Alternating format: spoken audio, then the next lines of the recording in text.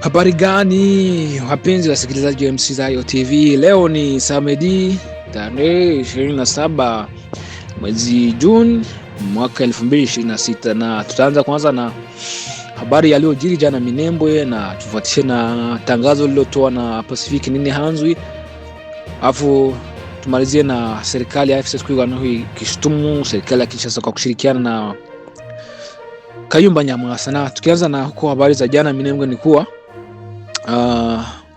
eneo la Minembwe lilianza kutulia jana, isipokuwa kwamba ndege za drone zinadaiwa kuwa za serikali ya Kinshasa ziliripotiwa kuendesha mashambulizi maeneo ya makazi ya raia na kuharibu miundombinu. Na kwa mujibu wa taarifa nilizozipokea ni kuwa wapiganaji wanaotajwa kuwa maadui wa Twigwaneho waliondolewa katika maeneo ya Gakenke, Bidegu na Kalingi baada ya kushambuliwa vikali. Aidha, taarifa hii inadai kuwa baadhi ya wapiganaji wa Red Tabara wanaoitwa Dede pamoja na wazalendo wa kata Nyama walipata hasara katika mapigano ya jana, na FARDC walipoteza jana, na huku sehemu za Poizero kulitokana na drone iliyoshambulia ngome zao, na hiyo drone bado haijafahamika ilitoka upande gani, lakini tusizunguke sana. Hii unaweza kukuta ni face flag kutoka kwa serikali ya Kinshasa. Inafanya hivyo ndio ipate sababu ya kuwa inashambulia makazi ya raia huko Minembwe. Hii inaweza kuwa ni face flag ya kudanganya watu waseme kama ni drone zinatoka kwa serikali ya M23 ili kupata sababu ya kwenda kushambulia huko Minembwe. Hii hatuwezi amini kwa sababu ingekuwa ni drone ya serikali ya M23, serikali ya M23 ingesema kuwa wao ndio walihusika, lakini hatuwezi jua kwa sababu mpaka sasa hii hakuna uchunguzi uliobaini kuwa hii drone ni ya nani, haijajulikana. Sikute ni drone ya serikali ya Kinshasa ilifanya hivyo ndio ipate uhalali wa kwenda kufanya genocide inayofanywa huko Minembwe. Na tangazo lililotolewa na serikali ya M23 Twigwaneho kwa tangazo kuishtumu Kinshasa kwa kushirikiana na wanajeshi wa General Kayumba Nyamwasa. Serikali ya M23 Twigwaneho imeshtumu serikali ya Kinshasa kwamba inashirikiana na vikosi vya General Kayumba Nyamwasa. Tuhuma hizo zilitolewa Alhamisi tarehe 25 Juni mwaka huu.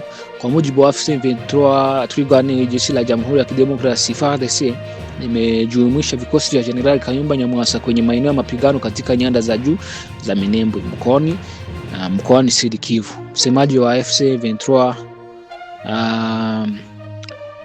Lawrence Kanyuka aliandika akisema utawala wa Kinshasa unaendelea kupanua muungano wake wa kijeshi mbali na FARDC, FDLR na wazalendo, mamluki wa kigeni na jeshi la ulinzi la taifa la Burundi FNB. Sasa Kinshasa imejumuisha pia wapiganaji wa kundi la P5 na ongozwa na Kayumba Nyamwasa. Haya ilikuwa ni matamshi aliyotolewa na msemaji wa serikali ya M23 Twigwaneho Lawrence Kanyuka akishtumu serikali ya Kinshasa kushirikiana na wanajeshi wa General Kayumba Nyamwasa. Na tukisoma chapisho lililotolewa na Pacific Nini Hanzwi, huyu ni mpinzani wa serikali, anapinga sana serikali ya Burundi, anaipinga kwa kile inachofanya na maovu yanayofanya kwa kupeleka wanajeshi kwenda kupigana vita visivyo wahusu, na vita vya maslahi ya viongozi tu peke yake wa CNDD-FDD. Ni vita vyenye vinufaishi mwananchi ule mdogo, ni vita vinufaishi mwanajeshi anayepigana huko, hata inasikimikana kwa wamekaa miezi bila kulipwa. Sasa nataka nisome chapisho leo tolewa na Pacific Nini Hanzwi.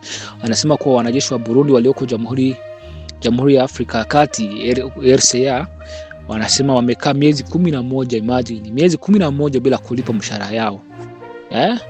Hii ni kitu inauma sana.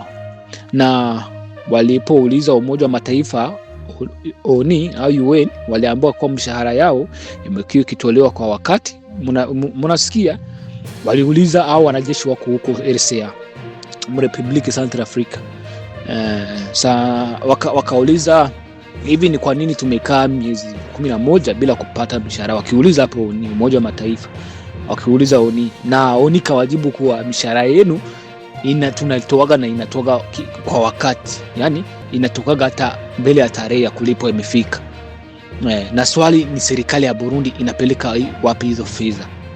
Kama UN inaambia wanajeshi au wako wanafanya walioko Afrika ya Kati wamekaa miezi 11 na pia wakauliza UN kwa nini tunakaa miezi 11 na tupewe mishahara yetu, na UN kawaambia si tunatoa mishahara na inatoka kwa wakati. Na swali watu wanajiuliza, hiyo mishahara serikali ya Burundi chini ya DD, hizo fedha zinapelekwa wapi? Na wanajeshi wa Burundi wanaopigana huko DRC nao wanasema wamekaa miezi 8 bila kulipa. Wa kwanza wanafanya wako chini ya Umoja wa Mataifa huko RCA, wamepelekwa huko chini ya Umoja wa Mataifa huko RCA. Waliuliza UN, wamekaa miezi 11 bila kulipa. Na wanajeshi wengine wa Burundi walioko nchini DRC wamekaa miezi 8 bila kulipa. Sasa ndio swali la kujiuliza, mishahara yao inaendaga wapi? Na pia wanajeshi wa Burundi walioko Somalia, kuna wengine wako Somalia wanasema wamekaa miezi mingi bila kulipa. Baadhi ya wale waliorejeshwa kutoka Somalia wamekaribia miaka 2 bila kupokea mishahara yao. Ni kitu kinauma sana. Na fedha hizo zimekwenda wapi? Ndio swali watu wanajiuliza. Ile hali wanajeshi wa nchi nyingine hulipo mara kwa mara. Watumishi wapya wa Wizara ya Afya wamefanya kazi kwa miezi 11 bila kulipa. Pia hao ni watumishi wa Wizara za Afya wamekaa miezi 11 bila kulipa. Tumeanza na wanajeshi wanaofanya wako chini ya Umoja wa Mataifa huko Central Africa, kwenye nchi ya Central Africa wamekaa miezi 11 bila kulipa. Na ikumbuke kuwa UN ndio inawalipa kwa sababu wako chini yao. Lakini hiyo mishahara inapokelewa na serikali yao. Na walipouliza UN kumbuke iliwaambia kwa mishahara inatolewa kwa wakati. Na wanajeshi walioko huko nchini Kongo, Burundi wanapigana nchini Kongo wamekaa miezi 8. Imagine hiyo kitu kinauma. Na pia kuna wajeshi walioko Somalia na wengine walitoka. Mnakumbuka kuna kipindi video iliwa trend, kuna wajeshi walikuwa wametoka huko, walipouliza serikali yao iwalipe, serikali yao ikawaamuru wazunguke nchi mzima kwa mguu. Na nadhani mnakumbuka hiyo video ziliwahi kusambaa sana. Hao wanajeshi walioko Somalia pia wanasema wamekaa miezi mingi bila kulipa. Baadhi ya wale waliorejea kutoka Somalia wamekaribia miaka 2. Sasa hii wale wanaona kwa video wanakaribia miaka 2 bila kupokea mishahara yao. Na watumishi wengine pia wapya wa Wizara ya Afya, waganga hao wamekaa miezi 11 bila kulipa. Walimu wapya wamefanya kazi kwa miezi 8 na pia ni msikilize tena, walimu wamekaa miezi 8 bila kupokea mishahara yao. Na hivi karibuni habari hii ikiripotiwa, ikiandikwa na Pacific Enhanced, na baadhi yao walilipwa, lakini wengi bado hawajalipwa na hawapewi matumaini yoyote. Walipoenda wa Wizara ya Utumishi wa Umma walipokea majibu ambayo wanasema ni ya kuaibisha. Wafanyakazi wa Anajesa wamekaa miezi 11 bila pia kulipa mishahara yao. Wakulima waliouza mihindi yao kwa Anajesa wamevuna mazao ya mwaka unaofuata bila kulipwa fedha za mazao yao hayo ya kwanza. Hadi sasa hawajui ni lini watalipwa.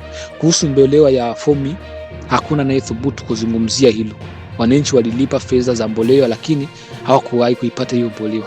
Hivyo swala la mafuta ya petroli limekuwa nyeti kiasi kwamba wengi wanaogopa kulizungumzia. Na inadaiwa kuwa kila wiki mamilioni ya dola hutolewa kupitia BRB, na hiyo ni banki kuu, kwa ajili ya kuagiza mafuta.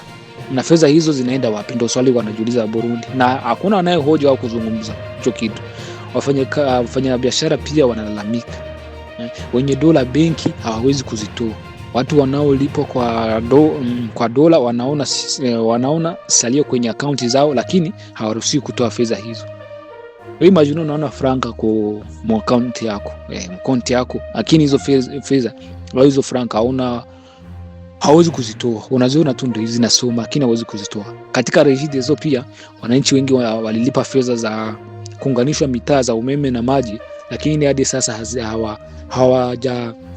hawajazipata. Na wengine wanasema ni karibu miaka 4 tangu walipolipa. Miezi michache iliyopita viongozi wa Regideso walitangaza kuwa mitaa hizo zingewasili, lakini hadi leo hajafika.